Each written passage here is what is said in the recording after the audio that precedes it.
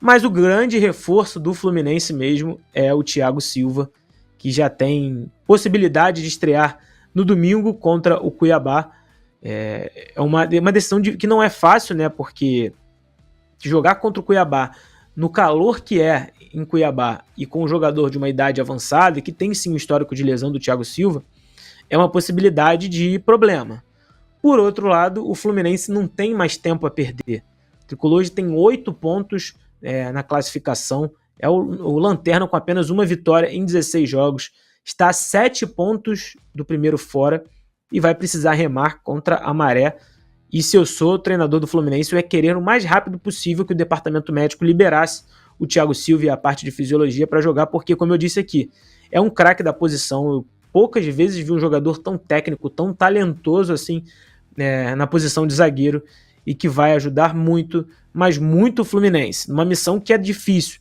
Mas o torcedor, se puder se apegar a alguma coisa, é olhar para esse cara que é vitorioso, campeão de Champions League, jogou Copa do Mundo, é olhar para um Marcelo que é multicampeão pelo Real Madrid e também ver alguns movimentos que a diretoria está fazendo, como a saída, por exemplo, do Douglas Costa, que não disse em nenhum momento para o que veio para o Fluminense, que parece que está com a rescisão encaminhada. Então, antes tarde do que nunca, né? O Fluminense está tentando se movimentar da maneira que pode para tentar se salvar e se apegar às vitórias que precisam aparecer de uma hora para outra.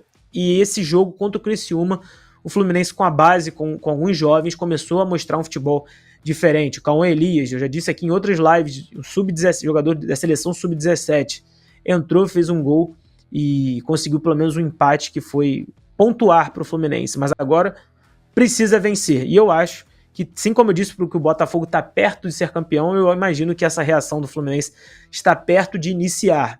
Como eu disse, ainda é difícil. Algumas equipes como Criciúma, como Juventude, que eram cotadas desde o início para serem rebaixadas, estão começando a crescer. O Corinthians tentando com Ramon Dias agora também subir os confrontos diretos. Talvez só o Grêmio ali que esteja numa situação um pouco mais complicada. Mas a expectativa do Tricolor é que a vitória venha logo contra o Cuiabá, porque depois tem jogos difíceis, já tem um Palmeiras dentro de casa, então não é fácil. E vamos ver como o Tricolor vai se portar, né? Tem muita gente que comenta, tá até comentando aqui no chat sobre a idade desses jogadores do Tricolor, que de fato são jogadores com idade avançada, mas mesmo assim não é motivo para o Fluminense estar nessa situação, né? Não tem argumento suficiente para o Tricolor entender que essa situação de lanterna está acontecendo. Não tem motivo. Tento explicar aqui de uma maneira lógica que algumas decisões do Mário Bittencourt, do Diniz, fizeram com que o Fluminense chegasse nesse momento, mas se eu estou conversando com você agora, torcedor do Fluminense, você já não quer mais saber o porquê do Fluminense chegar nessa situação, e sim tentar salvar uma catástrofe que seria esse rebaixamento que hoje está se encaminhando para isso.